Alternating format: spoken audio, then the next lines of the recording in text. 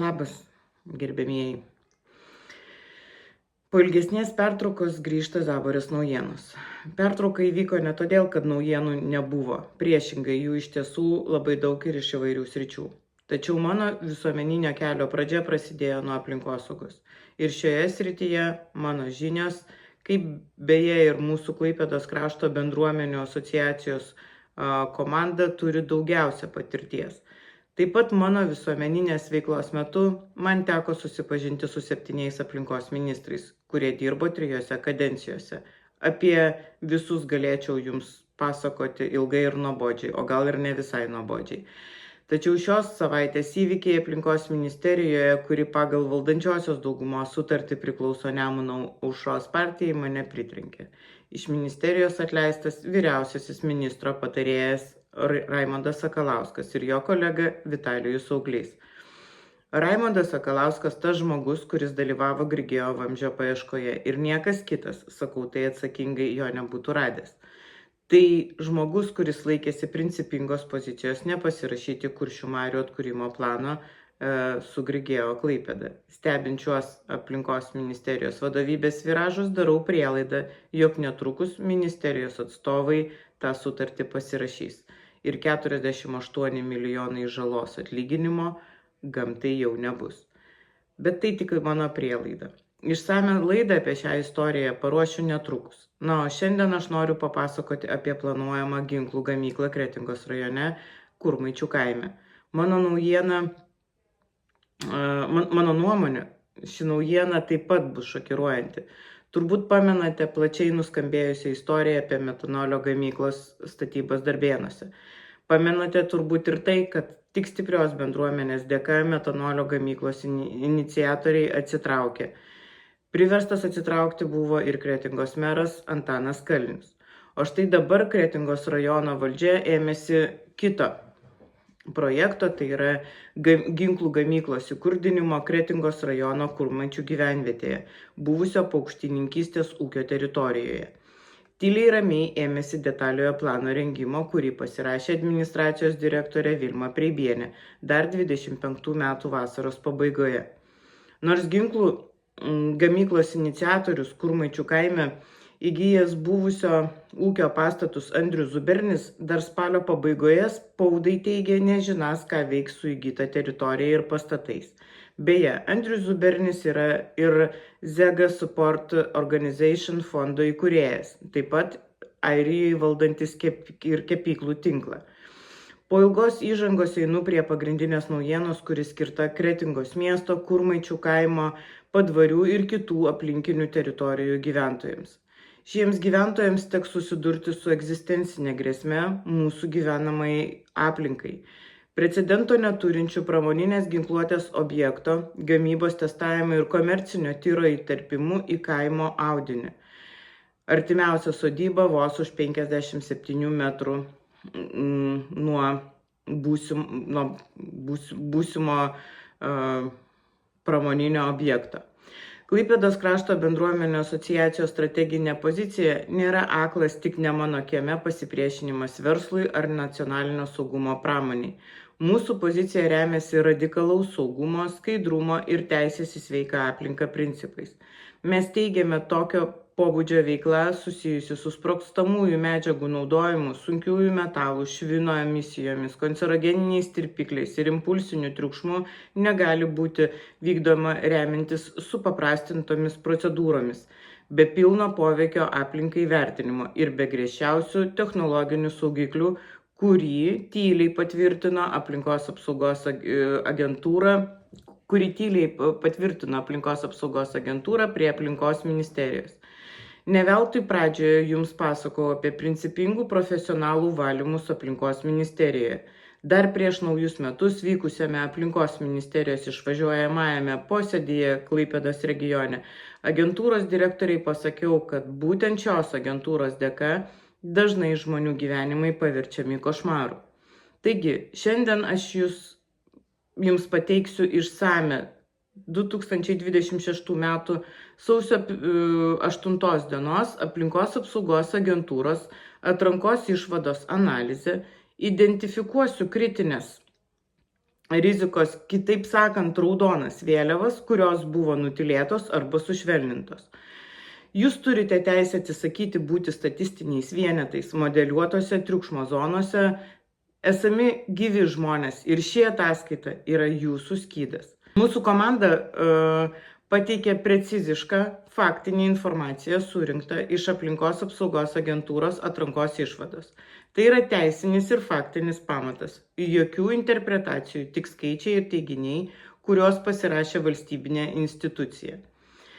Taigi, bendras teritorijos, kuriame vykdoma bus ši veikla, plotas yra beveik 20 hektarų.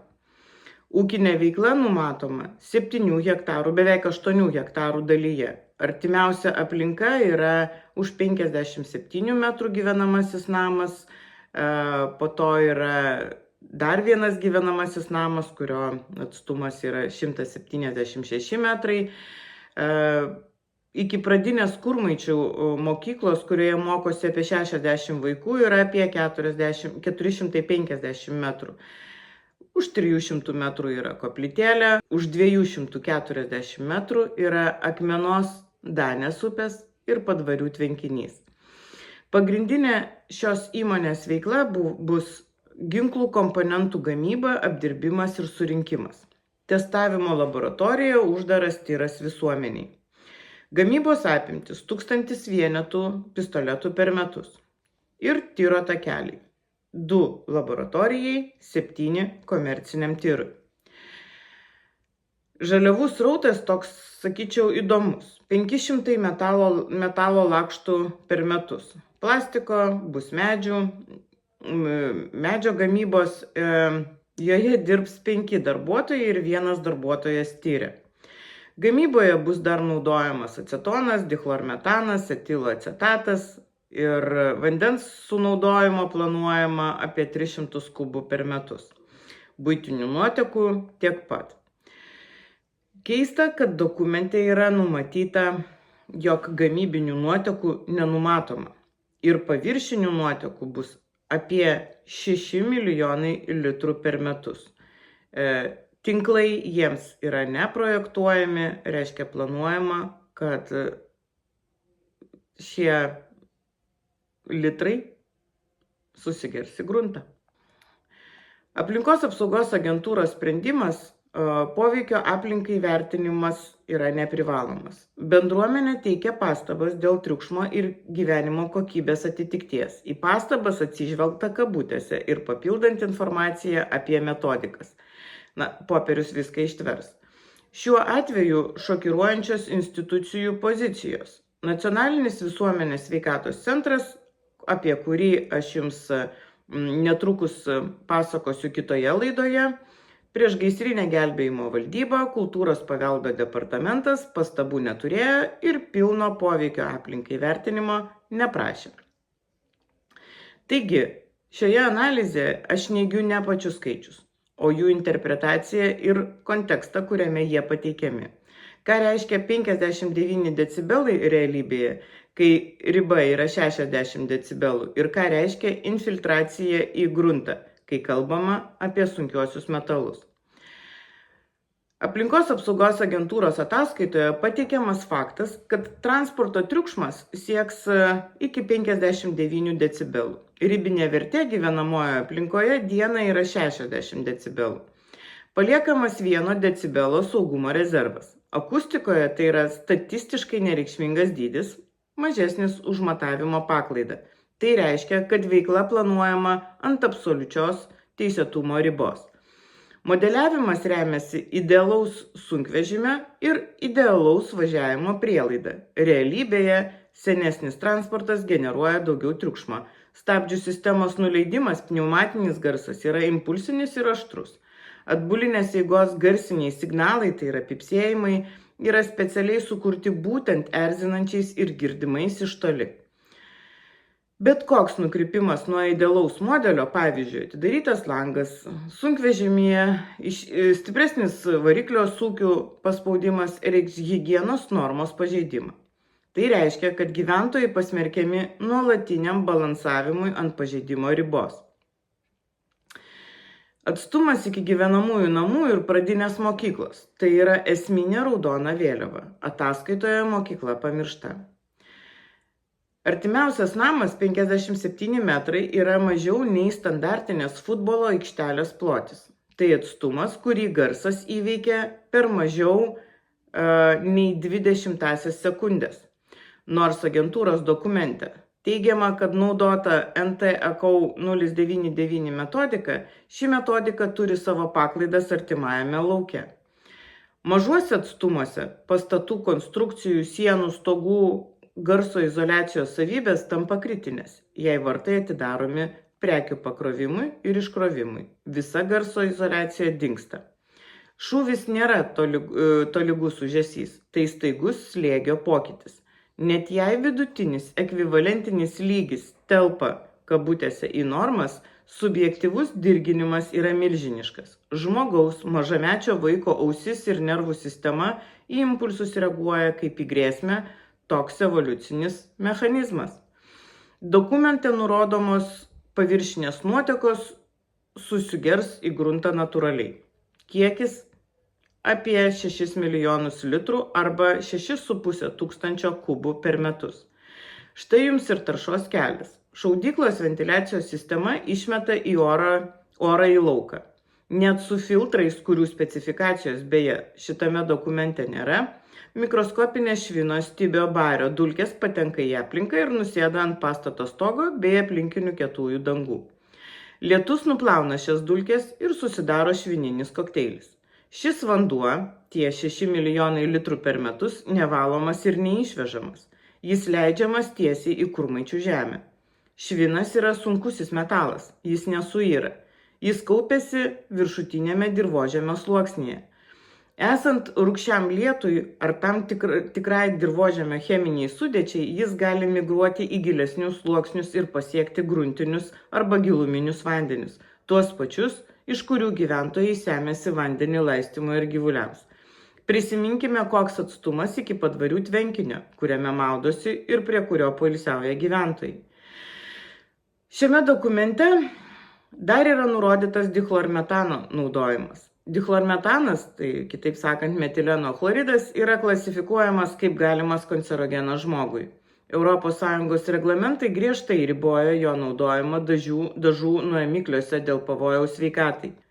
Tai labai laki medžiaga, jos garai sunkesni už orą. Tai reiškia, kad išleisti per ventiliaciją ar pro atviras duris, jie nekyla į viršų, o slenka pažemę.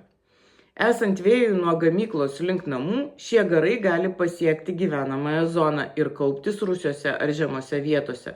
Dokumente nėra jokios informacijos apie anglies filtrus ar garų gaudymo sistemas. Remiantis atlikta analizė suformuluojama 14 aštrių teisiškai pagristų klausimų. Tai nėra kaltinimai, tai reikalavimas pateikti įrodymus. Jei transporto triukšmo prognozė yra 59 decibelai, kai riba 60 decibelų, koks konkretus techninis sprendimas garantuoja, kad padidėjus apkrovai, pasikeitus vėjui ar naudojant senesnį transportą ši riba nebus peržengta? Ar modeliuojant tyro triukšmą buvo pritaikoma privaloma 5 decibelų arba 10 decibelų bauda už impulsinį triukšmo pobūdį pagal higienos normas? Jei ne, kodėl ignoruojamas psichoakustinis poveikis? Kaip bus techniškai užtikrinta vartų automatika, kad šaudymo metu jokie vartai ar durys į lauką nebūtų atidaryti? Dokumente minima, kad tyrė dirbs 1 darbuotojas, bet 7 takeliai. Koks yra maksimalus planuojamų šūvių skaičius per valandą? Ar triukšmo modelis skaičiuotas scenarijui, kai šaudo visi 7 takeliai vienu metu? Kodėl 6,5 tūkstančio kubų lietaus nuotekų surenkamų nuo gamybinio pastato stogo, kur tikėtina švino dulkių sedimentacija, numatoma infiltruoti į gruntą be jokio valymo? Ar buvo atliktas geologinis modeliavimas, parodantis, per kiek laiko sunkiaisiais metalais užterštos nuotekos per gruntą pasieks artimiausius gyventojų šulinius ar akmenos upę už 240 metrų? Kaip bus užtikrinta, kad gamybinės medžiagos, tirpikliai, alyvos, metalo dulkės Plaunant grindis nepateks į buitinių nuotekų valymo įrenginį ar tiesiai į gruntą. Dokumente minimi ir kondicionieriai, bet neįvardinti pramoniniai filtrai. Ar bus naudojami HEPA H13, H14 klasės filtrai švino dulkėms sulaikyti?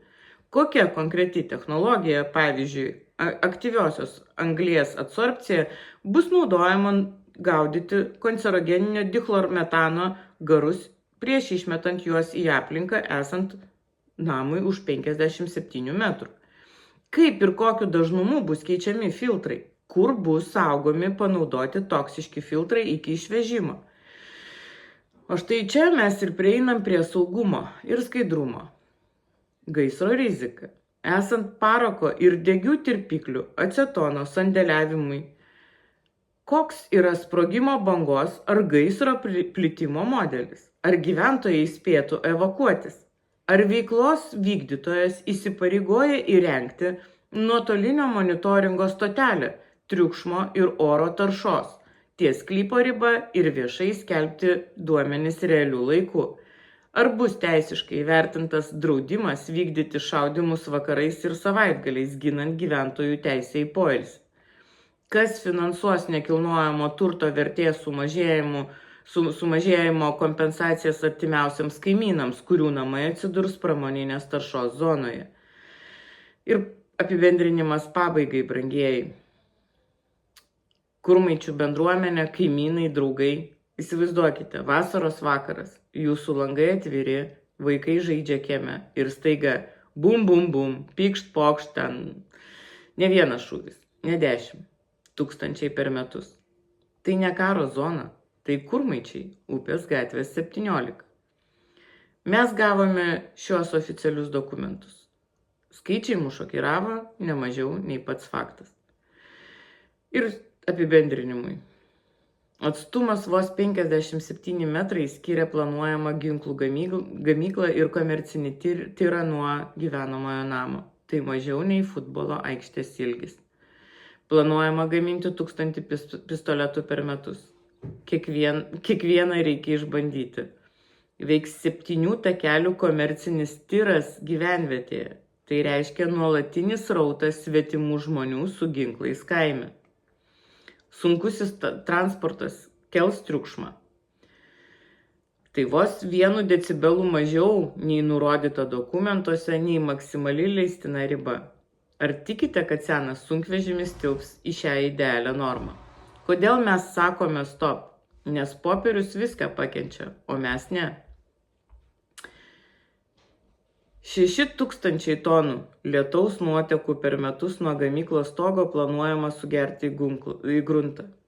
Jei ant stogo nusės švino dulkės iš ventiliacijos, jos keliaus tiesiai į gruntinius vandenis, o po to į upę. Gamyboje bus naudojami toksiški tirpikliai, o dokumentuose apie specialius filtrus visiška tyla.